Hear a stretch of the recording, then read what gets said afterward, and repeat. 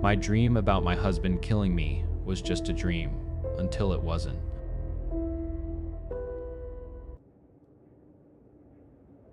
The forest floor wants to break my ankles. I can feel roots reaching for me, trying to trip me, to pull me down into the wet, black soil. There's no moon, no stars, just the suffocating dark and the sound of my own lungs burning. I don't know how long I've been running. My heart is a frantic drum against my ribs, a wild animal trying to beat its way out. I'm dizzy, my vision is starting to swim in and out of focus. Maybe I lost him, maybe I can finally stop. Then I hear it. A voice that should be my comfort, my home, twisted into something else entirely. Male. Oh, male, where are you hiding? The sound cuts through the trees, a predator's call. I risk a glance over my shoulder, and my blood turns to ice. He's there, framed between two ancient skeletal pines. My husband, Rhys. In his hand, something glints. A hatchet. His head tilts, a sick, knowing grin spreading across his face. Found you. The words echo as he breaks into a sprint, and I scream and force my legs to move again. Then my own scream rips me from the dream. I bolt upright in bed, tangled in sweat-soaked sheets. The darkness in the bedroom feels just as heavy, just as threatening as the forest. Christ, May, what is it? Rhys's voice is thick with sleep. He reaches for me. A guttural noise escapes my throat. I scramble backward, falling off the edge of the bed and landing hard on the floor. I crab walk away until my back hits the wall, my eyes wide, fixed on the shape of him in our bed. Honey, what the hell happened? Talk to me. He starts to get up, his movements slow, cautious. Don't, I whisper, the word ragged. Don't you fucking come near me. I'm curled into myself, a mess of shaking limbs, watching him the way a rabbit watches a wolf. Are you going to tell me what's wrong or not? The compassion is gone. His voice is flat, laced with an ugly thread of annoyance. I had a dream, Rhys. I managed to choke out, the words tumbling over each other. You were chasing me, in the woods. You had a hatchet. You were going to kill me. It felt so real. The last sentence breaks, and a sob tears its way out of my chest. I drop my head to my knees and just cry. The floorboards creak as he approaches. I'm sorry, honey. I'm sorry. I didn't know. Come here. I flinch as his arms go around me, my whole body rigid. But he just holds me.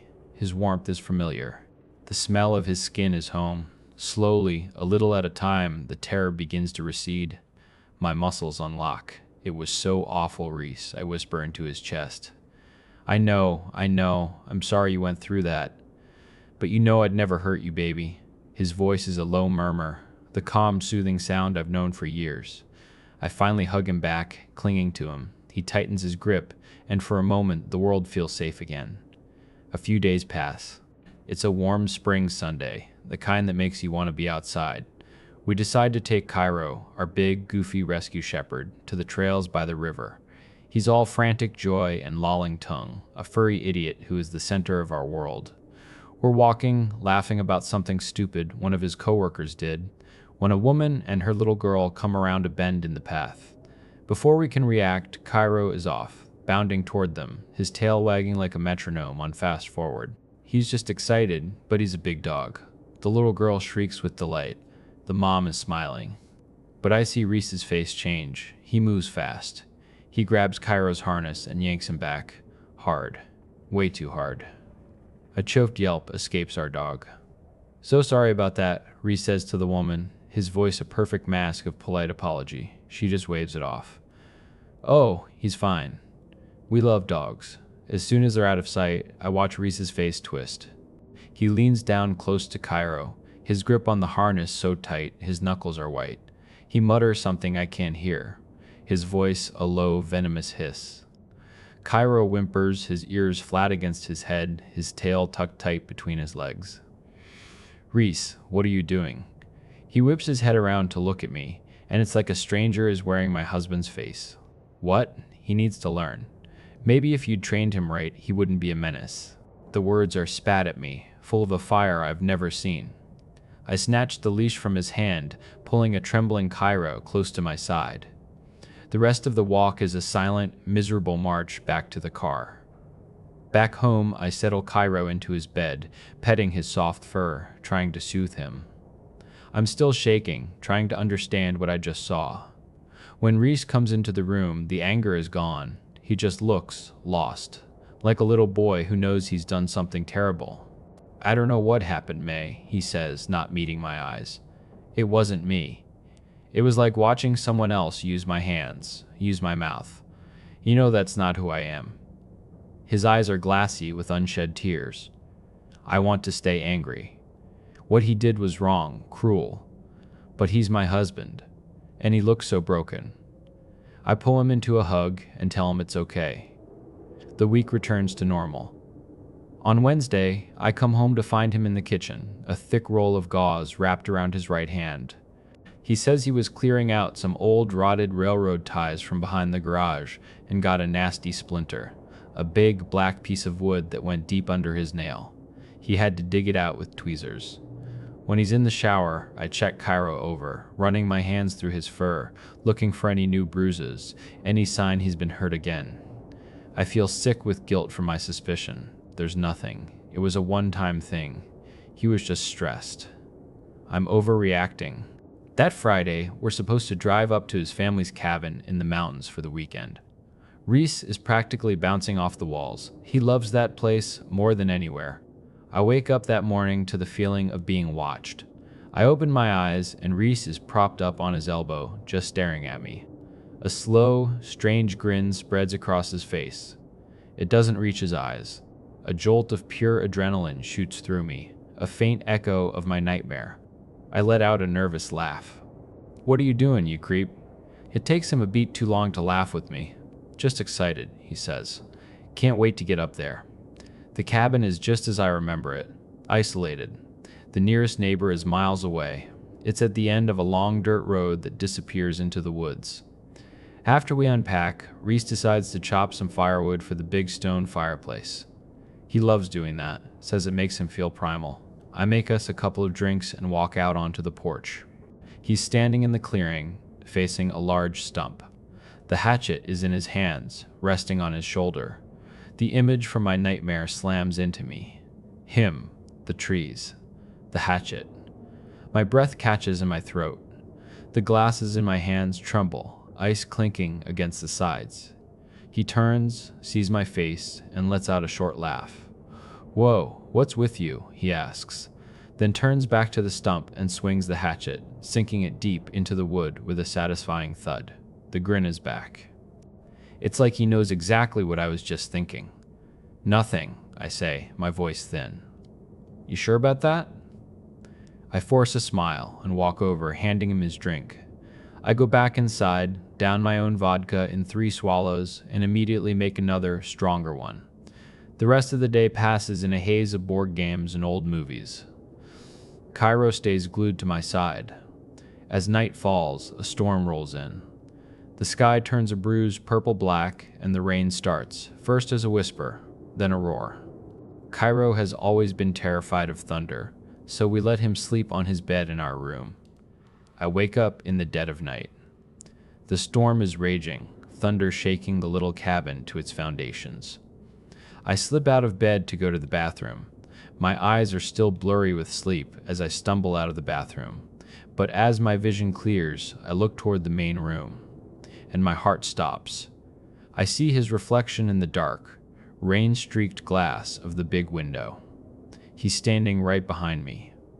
The hatchet is in his hand, held low against his leg. My entire body locks up. I can't breathe, can't move.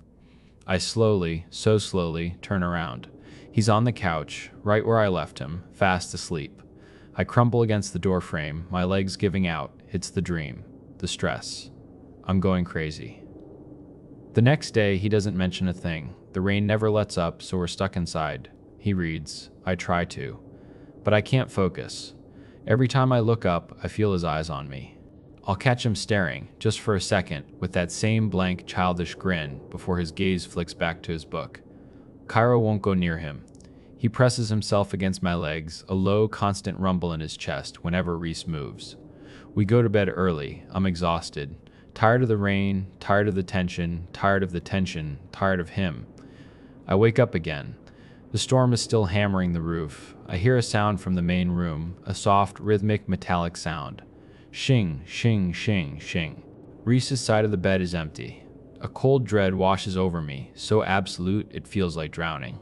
Something deep inside me knows. It knows what's happening. I sit there in the dark, paralyzed for what feels like an eternity, listening to that sound. Shing, shing, shing, shing. Finally, I force myself to move. I slide out of bed and creep to the doorway, peering around the frame into the main room. The only light is from the dying embers in the fireplace. His back is to me. He's sitting in a chair, hunched over the hatchet, slowly drawing a whetstone along the blade. A tiny, involuntary gasp escapes my lips. His head snaps up. He turns. Lightning splits the sky, flooding the cabin with a brilliant, strobing white light. It illuminates his face. His eyes are wide, black, and utterly empty. The grin is stretched across his face, a terrifying, manic slash in the half-light. "Hey, May," he says, his voice a sing-song whisper. "I don't think. I just run." I throw open the back door and plunge into the raging storm. The icy mud sucks at my bare feet. I hear the door slam open behind me, followed by a curse as he slips on the wet porch steps. It gives me a head start. I'm running through the forest again. It's real this time. The rain is blinding. The branches whip at my face. Come on out, little bird. His voice floats through the trees, calm and playful. It's the voice of a man enjoying a game. I risk a look back. He's there, moving through the trees with an unnatural speed. Another flash of lightning. He's still grinning. "Found you," he screams, and the sound is swallowed by a crack of thunder. He's faster than me. I can hear his heavy, gasping breaths right behind me. I can feel the air move as he raises the hatchet. This is it. This is how it ends. Then, a blur of black and tan fur erupts from the darkness. Cairo. He launches himself at Rhys, a snarl of pure fury ripping from his throat. He latches onto the arm holding the hatchet. Rhys screams, a sound of agony and surprise. I don't wait. I just run, their fight echoing behind me. The sounds of snapping teeth and pained shouts. I stumble out onto the dirt road just as headlights cut through the rain.